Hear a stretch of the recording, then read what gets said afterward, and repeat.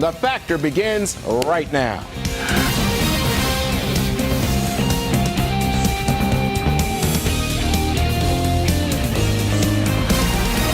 In the Unresolved Problems segment tonight, a lot of Americans are still waiting for Christmas gifts.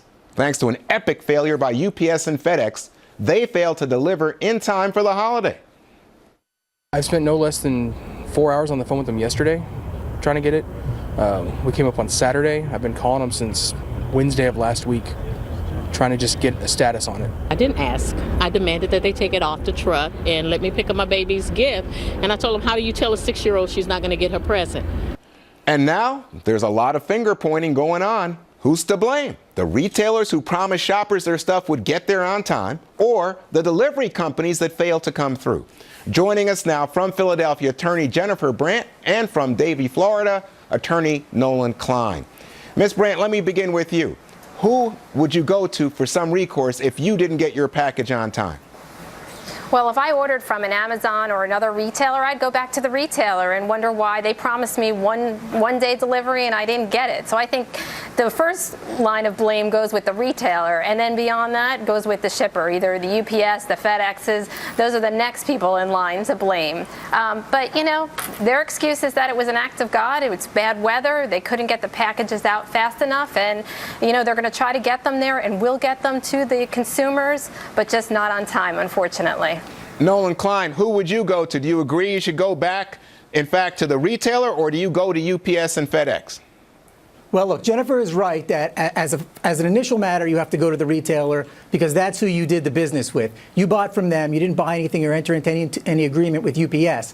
However, UPS ultimately, in any legal proceeding, would be responsible because the retailer is going to turn around and say, hey, UPS, I trusted you to make these deliveries on time, and you didn't make them. So if I'm responsible to these customers for their Christmas gifts not getting there on time, it's because of your wrongdoing, not mine, and you should have to reimburse me or pay the customer directly. So that's the way it would play out in a lawsuit type scenario. Yeah, so everybody's going to be blaming everybody else, but I want to come back to the customer that didn't get their package in time for Christmas. Now, you hear from Amazon and other retailers, oh, we're going to give you a gift card. Oh, we're going to make it up to you in some way, you know, we'll give you a discount in the future.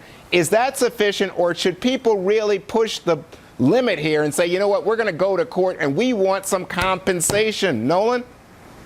Well, look, my opinion is that if you're in a state that has a statute that provides for statutory damages, in other words, some states have unfair deceptive trade practice statutes that give some minimum amount that you're entitled to if somebody made a false statement that you relied on to your detriment. In this case, if somebody lives in a state where they could say, hey, Amazon, you knew or should have known that my gift wasn't going to get there by Christmas, as a consequence you violated this statute and I'm entitled to my statutory damages, they should certainly take them to court. However, if they don't live in a state that has that type of statute, there's not any real damage element if you get your present after Christmas, because you just can't put a price tag on not getting your gift on the 25th, but getting it on the 26th. But you know, it becomes too speculative. Jennifer, that, you know, I wonder, because look, there is an emotional cost if the kid doesn't get the gift on Christmas. You know, children expect that if not UPS and FedEx, but Santa's going to deliver, right?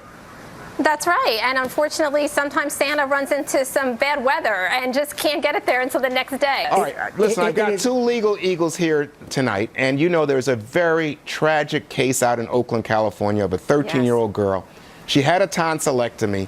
It went bad. Now the young lady is, according to medical authorities, Jahi McMath, you see her there, declared brain dead. Her parents don't want her to be pulled, the feeding tubes to be pulled, but they're going to have to make a decision. So, Jennifer, what standing does the family have? How can they keep her alive? Well, they can't. She's brain dead, but can they insist that the feeding tube stay in? Well, it is a tragic situation at the outset. I mean, and any parent would feel for this family, without a doubt. But they are trying to keep her alive. But the problem is the doctors are declaring her legally dead, and they say that they don't have an obligation to treat a dead person. So unless this family can find a doctor who sees some type of brain activity, which they haven't done thus far, I have a feeling that the court is going to side with the medical professionals here and order that the the life support be removed Nolan, from this child. I said feeding tube. It was a breathing tube. So what do you say? Does the family have any standing here? You know, Seventh-day Adventist, any religious standing? Anything can help them here?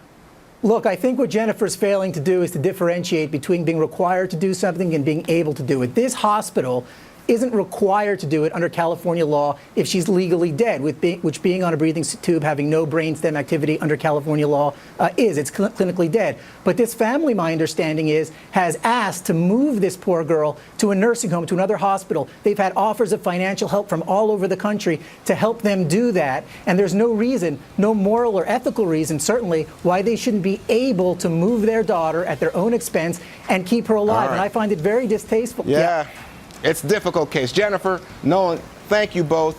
Up next.